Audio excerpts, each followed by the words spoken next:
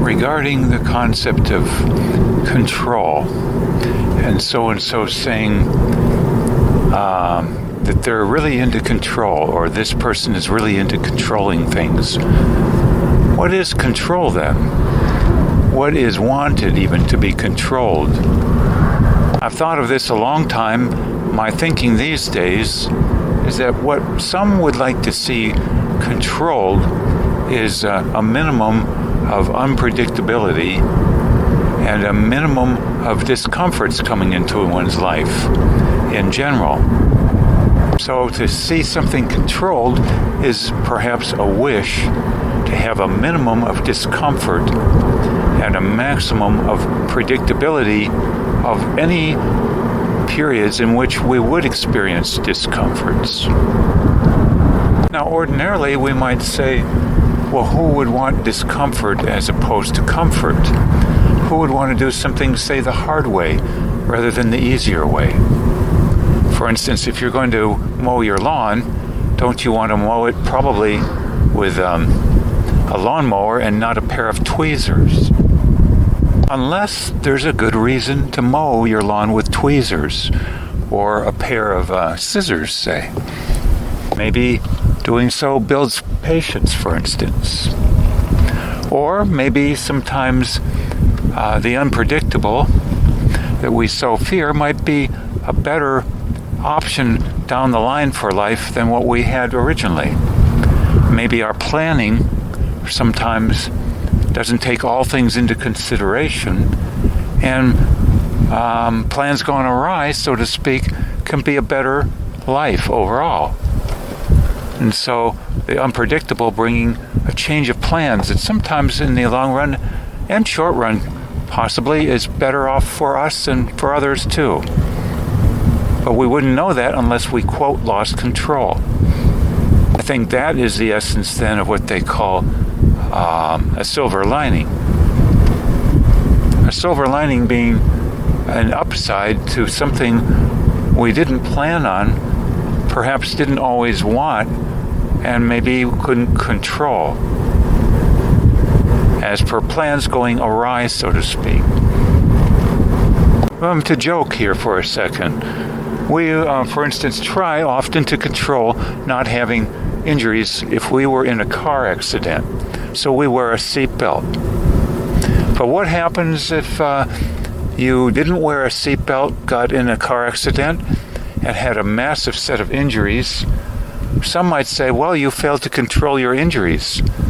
But then what if on the way to your hospital for treatment of these injuries, you met the future wife of your dreams there who was a nurse? Now, you wouldn't ordinarily plan to go to a hospital to meet a possible spouse of your dreams, would you? Because you hadn't anticipated that would be the best way to go about things compared to the way you do it now. And yet, arguably, by losing control, so to speak, or by not thus putting on your seatbelt, you found a better solution, or life found one for you. Hence the concept of silver linings. Another thing, I think, having things happen to us that we would theoretically prefer not to have happen, and sometimes try to plan not to happen, is when as a result we feel some pain, sometimes injuries causing chronic pain, and then having to deal with this without bitterness, without what they call blaming, but sometimes simply through acceptance. And I'm talking also without use of chemical substances unless absolutely necessary to control such pain. Hence the concept again of silver lining in this case being learning of acceptance. And sometimes the concept of forgiveness too, especially when someone else is involved in our pain that happens to us, and we have to get to the bottom of why we're so angry if we are, and learn the shoes that others walk in, so to speak, when we never dreamt that others might even walk in different shoes than us, or want to try and figure out the shoes others walk in. or maybe just assume others' shoes are the same as ours. And until a pain-inducing incident happens, we might not have any desire or inclination to look further, become a philosopher of sorts, in a deep one, and a social scientist, if you will, to dig deeper into the nature of certain key people and humanity in general by losing control, so to speak. Something happening we hadn't planned, wanted. One last thought here. We've heard the phrase that if something happened that we hadn't planned for, it would be a, quote, catastrophe. Or we say, oh, everything would go to hell in a handbasket. Or it's all coming unraveled.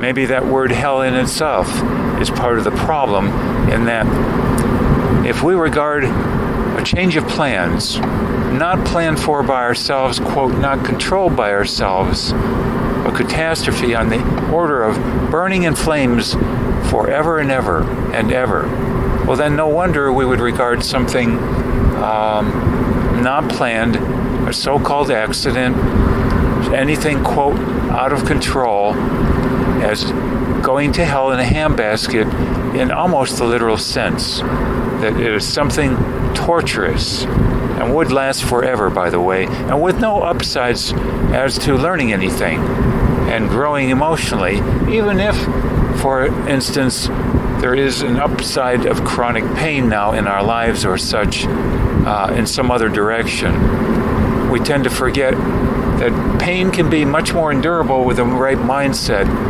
and that no pain and a wrong mindset can be hell on earth. Thoughts then about control and losing it